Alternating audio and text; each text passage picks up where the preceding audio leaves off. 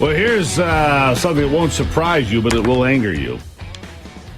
Homeland data on the Biden parole program, parole, whatever. Illegal aliens are being flown to more than 45 cities all over the country. Probably to a neighborhood near you. Must make you feel pretty good. You're so welcoming that you have people coming into your neighborhood that you have no idea where they came from, why they're here, what their intentions are. You have no idea at all, do you? Florida received the bulk of the newcomers. 80% of the migrants flown into airports in 4 Florida cities, New York, California, Georgia, Texas, and Nevada, also getting these flights of illegals. The House Homeland Security Committee subpoenaed documents. And this is what they found out. The documents from the Department of Homeland Security came out yesterday, detailing a list of 45 cities that thousands of paroled illegals flew into in the past 2 years. This is the program. This is the program that they use to dodge the border and make it look like, well, there's less people coming across the border. Yeah, because they're cheating. And that just came out. Joining me now is Todd Bensman, National Security Fellow, Center for Immigration Studies. Todd, good to have you back on the program. Good to be here. Thank you. Good to have you here. Look, the numbers suddenly, because of the riots at UCLA and Columbia University and elsewhere, the border's off the front page for a bit. But the numbers are back to 6,000, 7,000 a day, I understand, of illegals coming over. The surge continues, even though it's not front page news again, right? That's right. But those are just the numbers that the media pays attention to, the illegal crossings between ports. As you just mentioned, the administration has come up with a sleight of hand kind of trick, like the peanut under the 3 cups, where they're kind of moving the peanut around and you don't know which cup it's under. But the peanuts are still coming through. They're under all 3 cups, and they're flying them in from foreign airports into 45 different cities. They're just as numerous and just as needy and just as burdensome on city budgets across the country.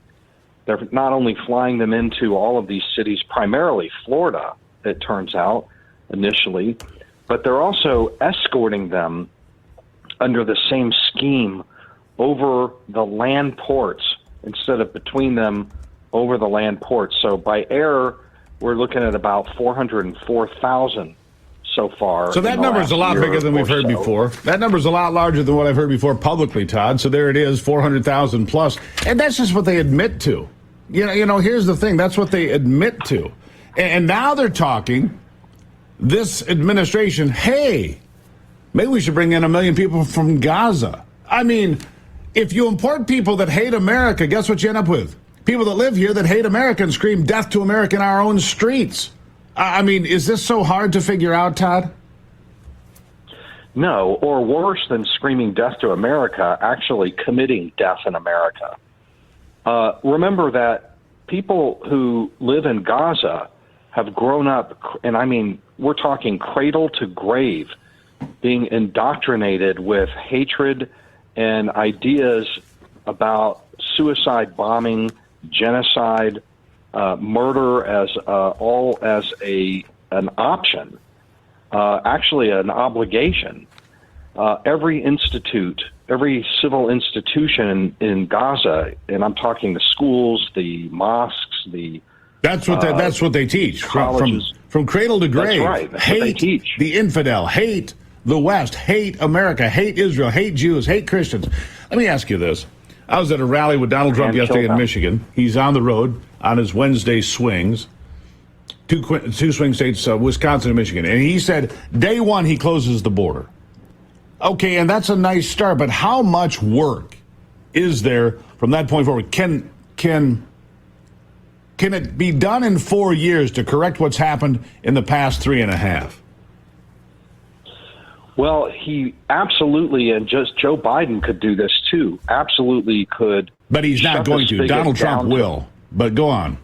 Right. Donald Trump, well, that can happen in an hour. just as quickly as they set it off, they can shut it down, or at least really tamp it down.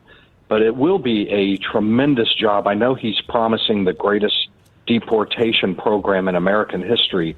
That actually is necessary here because so many millions have come in. But you are going to have to build an infrastructure for that because they have reduced the infrastructure to almost nothing for deportation. We haven't had deportation in the interior for 3.5 years. Yeah, it has to happen. Look, we've been overrun. We have been flooded. We have been destroyed by too many of these people and too many. I mean, look, cities like Denver, defunding the police, taking millions of dollars out of the police budget to pay for illegals. New York City, Mayor Adams began sounding the alarm months ago. He knows this is a disaster. I think Mayor Adams on his way to being a Republican if he keeps talking the way he is. I mean, seriously. At some point, Democrats wake up and go, my God, these are awful policies. And Donald Trump's right, but the deportation will have to be rebuilt. The wall will have to be rebuilt. But we have National Guard. We have the ability to get this done. We can enforce the border. We can get people out of here. We can clean up the crime. But it's going to be a monumental, Herculean effort, isn't it? Absolutely. It's going to be Herculean. It's also going to be very controversial. Lots of families out there, little kids in school. Families have to be deported along with their parents, or parents deported.